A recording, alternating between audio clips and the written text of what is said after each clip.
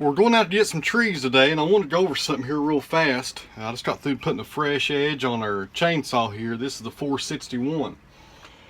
And in the past, when I've showed getting this chainsaw ready for the field, I've had a lot of questions about this little tube of grease right here. And this is made by the Oregon company. That's the Oregon company that makes the chainsaw bars. Now, I don't have any Oregon chainsaw bars. I ought to keep everything simple. I got the steel chainsaw bars, but I'm sure they're great bars. But on the Oregon bars, at the very tip up here of the bar, you can show it.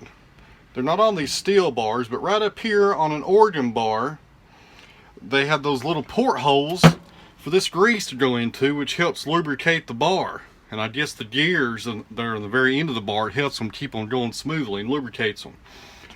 The steel bars here, to my knowledge, are pretty much just closed cell. They're just closed in. Everything's enclosed, and it just relies off the oil from the motor here, the bar oil, to lubricate it. So every time I put a fresh edge on this chainsaw, or any of my chainsaws, I like to get this right here and go down through here and just apply by pressing down, just a little spring release that puts out the grease. I like to put it on the chain, just kind of give it a little extra lube for when I first start cutting. Now, this is probably overkill, and you could probably get away with doing this forever and be just fine. But these things are just a few dollars. I think I got this at Lowe's. Any place that sells Oregon chainsaw bars has it. And when it gets empty, you just open up the back of it and put some more grease in there. Any kind of grease will probably be just fine. But this is just an added step I like to do just to help make, this may make the bar and the chain last a little bit longer than it would have if I didn't do it. So I'm all about doing overkill on stuff, if you can tell from a lot of the videos, especially building the kiln. I like to do more than necessary on a lot of things just so it'll last longer. So anyways, that's what we're doing here. When you see me press this little pump here on the bar, just extra lube is all it is. So let's get the chainsaw loaded up here in the four-wheeler and the log arch and go get some hemlock today. Well, today I got the log arch loaded up in my four-wheeler, and if you've been on my Instagram, about a week ago I posted a picture of some hemlock trees. They're actually less than a mile from my house, so today we're going to go over there and start yarding those up. Now, I got this phone call about a week ago about these hemlock trees, and they're not very big. The average diameter of them is around 12 inches. So they're not really huge trees, but I just kind of got excited about it because hemlock trees are on their way out. And at one time, in the reading I've done on them, they were considered the redwoods of the eastern seaboard here on the eastern part of the states. And I've owned my sawmill now for about going on 7 years. And without a doubt, the wood that I've gotten most phone calls for, people just wanting to get lumber, is hemlock. People are crazy about hemlock. I bet you I'd get an average of phone calls probably twice a week of people looking for hemlock. That's all they want around here for barns and fences. They love hemlock.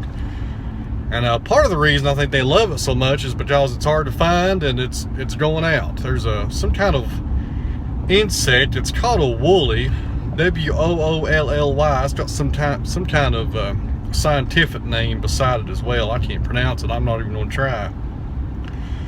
But apparently, according to what I've read about it, back in the 20s, it got imported here from another country, and kind of like the Bly did that took out all the chestnut trees. It's been slowly killing all of them over the past 100 years, or 97 years rather. Walking out through here, as you can tell, some of them are way too small to be on the sawmill. That's obvious.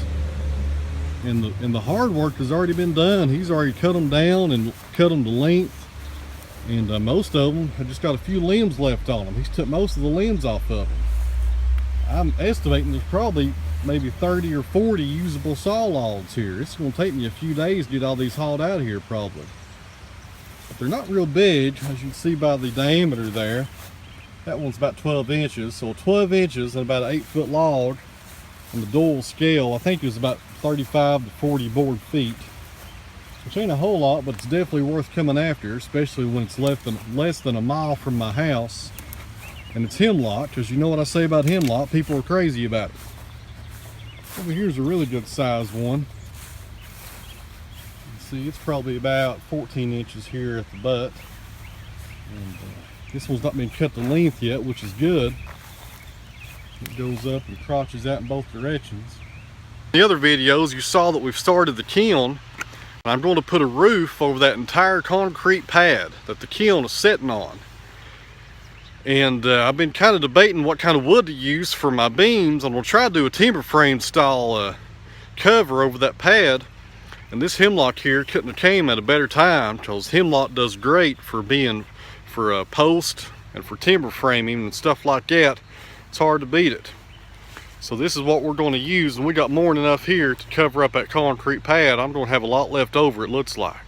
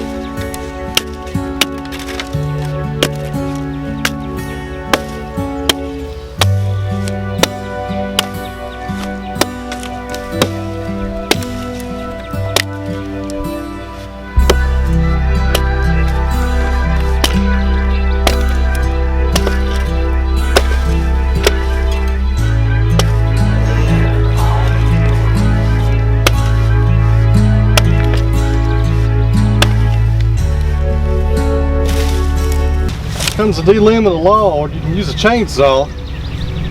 These hemlocks here, these small little limbs, you can do it pretty fast with just an axe. It's a pretty good workout too. This is a Grand Force Brooks American Felon axe, in case you're interested. It's probably one of the best axes that I own right here. It's hard to beat. This thing's from Sweden. Some fantastic steel.